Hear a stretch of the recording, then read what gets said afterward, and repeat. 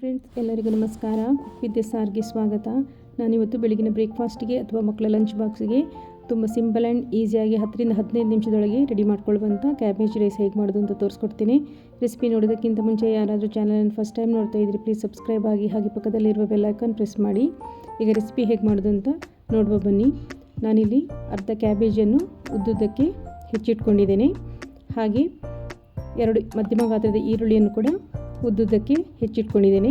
ಹಾಗೆ ಒಂದು ಸಣ್ಣ ಕಪ್ಪಲ್ಲಿ ಹಸಿ ಬಟಾಣಿಯನ್ನು ತಗೊಂಡಿದ್ದೇನೆ.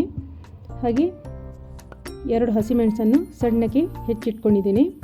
ಹಾಗೆ 1 ಇಂಚು ಶುಂಠಿಯನ್ನು ಕೂಡ ಸಣ್ಣಕ್ಕೆ ಹೆಚ್ಚಿಟ್ಕೊಂಡಿದ್ದೇನೆ. ಕೊನೆಯಲ್ಲಿ ಗಾರ್ನಿಷ್ ಮಾಡಲಿಕ್ಕೆ ಸ್ವಲ್ಪ ಕೊತ್ತಂಬರಿ ಸೊಪ್ಪನ್ನು ಸಣ್ಣಕ್ಕೆ ಹೆಚ್ಚಿಟ್ಕೊಂಡಿದ್ದೇನೆ. ಹಾಗೆ 1 ಕಪ್ ಅಕ್ಕಿಯನ್ನು ಬೇಯಿಸಿಟ್ಕೊಂಡಿದ್ದೇನೆ. ಅಕ್ಕಿ ಸೋನಾ ಮಸೂರಿ ಆದರೂ ಆಗ್ತದೆ ಅಥವಾ ಬಾಸ್ಮತಿ ರೈಸ್ ಕೂಡ ಆಗ್ತದೆ. ಒಗ್ಗರಣೆಗೆ 3ರಿಂದ 4 ಚಮಚ ಎಣ್ಣೆ, 1 ಚಮಚ ಕಾಳುಮೆಣಸಿನ ಪುಡಿ, ಹಾಗೆ 1 ಚಮಚ ಸೋಯಾ ಸಾಸ್, ಹಾಗೆ ರುಚಿಗೆ ತಕ್ಕಷ್ಟು ನಾನಿಲ್ಲಿ ಉಪ್ಪನ್ನು ಕೂಡ ತಗೊಂಡಿದ್ದೇನೆ. ಈಗ ರೆಸಿಪಿ ಹೇಗೆ ಮಾಡೋದು ಅಂತ ನೋಡುವ ಬನ್ನಿ.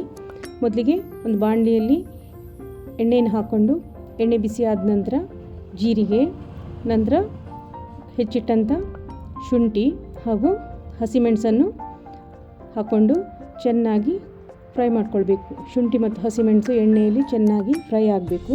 ನಂತರ ನಾವು ಇದಕ್ಕೆ ಹೆಚ್ಚಿಟ್ಟಂಥ ಈರುಳ್ಳಿಯನ್ನು ಸೇರಿಸಿಕೊಂಡು ಈರುಳ್ಳಿ ಹಸಿ ವಾಸನೆ ಹೋಗಿ ಲೈಟ್ ಬ್ರೌನ್ ಕಲರ್ ಬರುವಷ್ಟು ತನಕ ನಾವು ಚೆನ್ನಾಗಿ ಫ್ರೈ ಮಾಡ್ಕೊಳ್ಬೇಕು. ನಂತರ ನಾನಿಲ್ಲಿ 1 ಸಣ್ಣ ಕಪ್ಪು ಹಸಿ ಬಟಾಣಿ ಹಾಗೆ ಹೆಚ್ಚಿಟ್ಟಂಥ ಕ್ಯಾಬೇಜನ್ನು ಸೇರಿಸ್ಕೊಳ್ತಾ ಇದ್ದೇನೆ. ಇದನ್ನು ಸಹ ಚೆನ್ನಾಗಿ ಒಂದು ಸಲ ಎಣ್ಣೆಯಲ್ಲಿ ಫ್ರೈ ಮಾಡ್ಕೊಳ್ಳಿ. ನೀರೇನು ಸೇರಿಸ್ಕೊಳ್ಳೋದು ಬೇಡ. ಇದು ಚೆನ್ನಾಗಿ ಫ್ರೈ ಆದ ನಂತರ ಒಂದು 5 ನಿಮಿಷಗಳ ಕಾಲ ಮುಚ್ಚಳ ಮುಚ್ಚಿ ಬೇಯಿಸ್ಕೊಳ್ಳಿ. ಜಾಸ್ತಿ ಬೇಯಿಸ್ಕೊಳ್ಳೋದು ಕೂಡ ಬೇಡ. ಇದು ಕ್ರಂಚಿಯಾಗಿರಬೇಕು, ಹಾಗಿದ್ರೆ ಟೇಸ್ಟಿಯಾಗಿರ್ತದೆ. ಇದೀಗ ಫ್ರೈ ಆಗಿದೆ ನೋಡಿ. ಈಗ ನಾವಿದಕ್ಕೆ ರುಚಿಗೆ ತಕ್ಕಷ್ಟು ಉಪ್ಪು ಹಾಗೆ ಖಾರಕ್ಕೆ ಕಾಳುಮೆಣಸಿನ ಪುಡಿಯನ್ನು ಸೇರಿಸ್ಕೊಳ್ತಾ ಇದ್ದೇನೆ.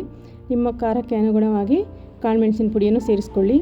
ಹಾಗೆ 1 ಚಮಚ ಸೋಯಾ ಸಾಸನ್ನು ಕೂಡ ಸೇರಿಸ್ಕೊಂಡು ಚೆನ್ನಾಗಿ ಮಿಕ್ಸ್ ಮಾಡ್ಕೊಳ್ತಾ ಇದ್ದೇನೆ.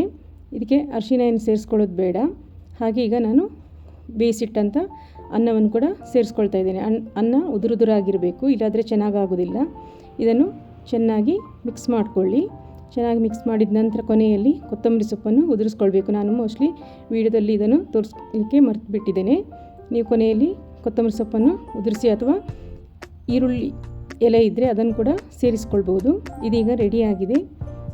ಯಾರಿಗೆಲ್ಲ ಈ ರೆಸಿಪಿ ಇಷ್ಟ ಆಗಿದೆ ಲೈಕ್ ಮಾಡಿ, ಹಾಗೆ ಕಮೆಂಟ್ ಮಾಡಿ. Thanks for watching.